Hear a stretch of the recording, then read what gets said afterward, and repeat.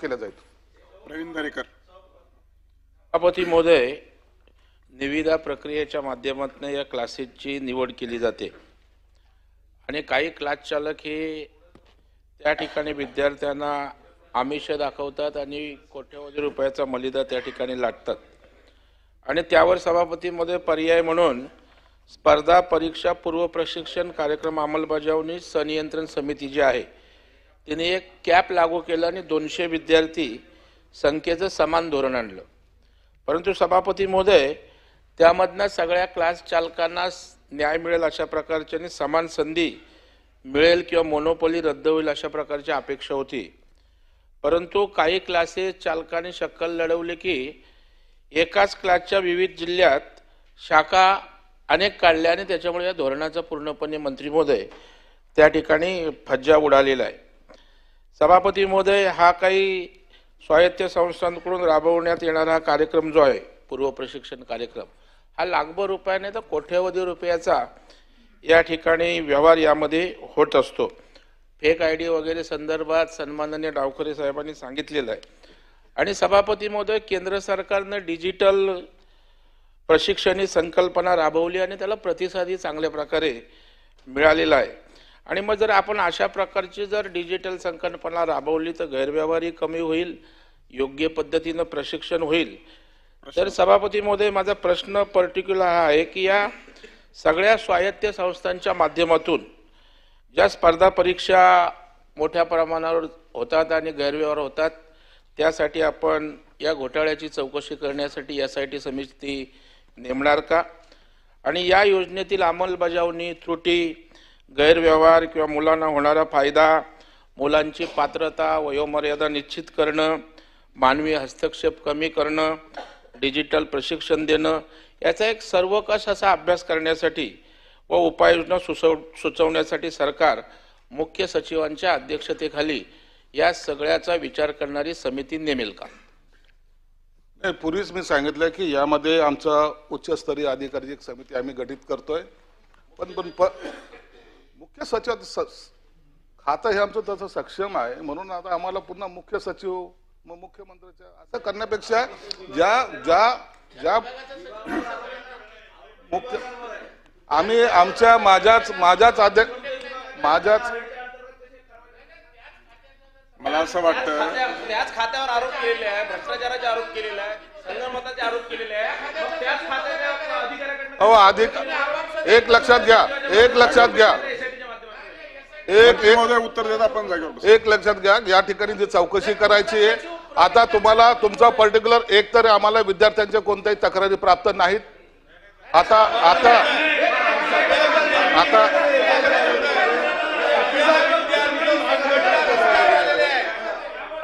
उत्तर पूर्ण होऊ द्या, प्रश्न सुरू आहे, आपण जरा जागेवर बसा, आपण जागेवर बसा जरा। उत्तर देत आहेत आपण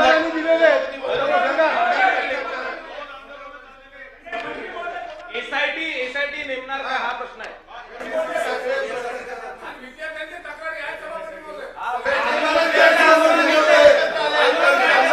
मंत्री महोदयांनी या अगोदरच सांगितलं आहे की समिती गठीत करतो, परंतु आता प्रवीण दरेकरांनी जो प्रश्न उपस्थित केला त्या अनुषंगाने उत्तर देतात, आपण जरा ऐकायची भूमिका ठेवा, जरा जागेवर बसा।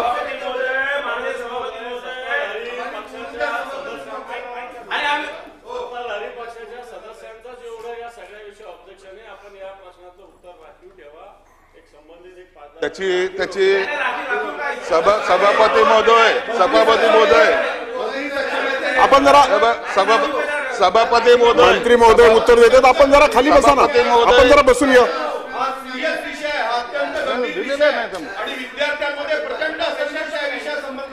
या प्रश्नाच्या सभापती महोदय एक सेकंद याच्यामध्ये धोरण ठरवण्यासाठी आम्ही एक पहिलेच समिती गठीत केलेली आहे। समितीमध्ये कोण कोण आहेत?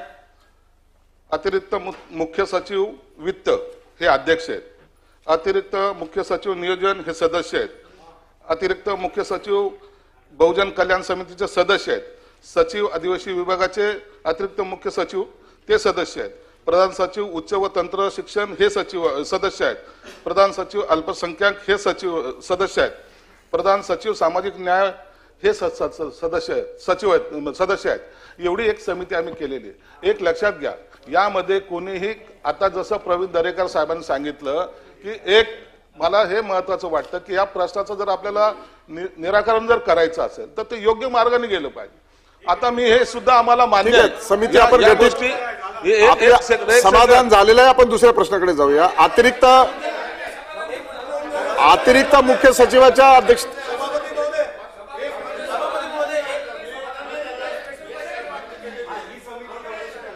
मंत्री महोदय, गावकऱ्यांनी जी काही मागणी केलेली आहे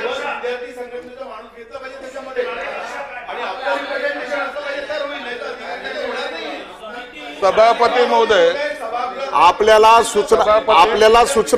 आपल्याला सूचना द्यायच्या सांगितलेल्या आहेत त्यांनी. आपल्या सूचना द्या ना. मी पूर्वीच गावकरी एक सेकंड बोलतायत ना, त्यांचं संपू दे.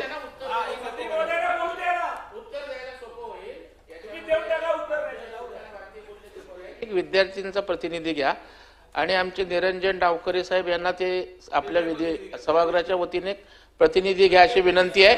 आणि घोटाळ्याच्या चौकशीची SIT नेमा.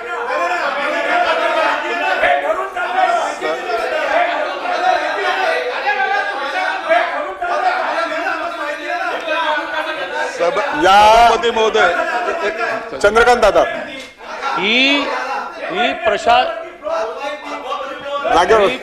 संसदीय कामकाज मंत्री बोलतायत. आपण जरा विरोधी पक्ष आपलं समाधान होईल असं चंद्रकांत दादा बोलतायत. आपण जरा बसा. ही प्रशासकीय समिती आहे, त्याच्यामध्ये नॉन प्रशासकीय घेता येणार नाही. यांनी अशा प्रकारे ज्या ज्या आमदारांना आपलं म्हणणं मांडायचंय त्यांना आपलं म्हणणं मांडण्यासाठी बोलवा. नेक्स्ट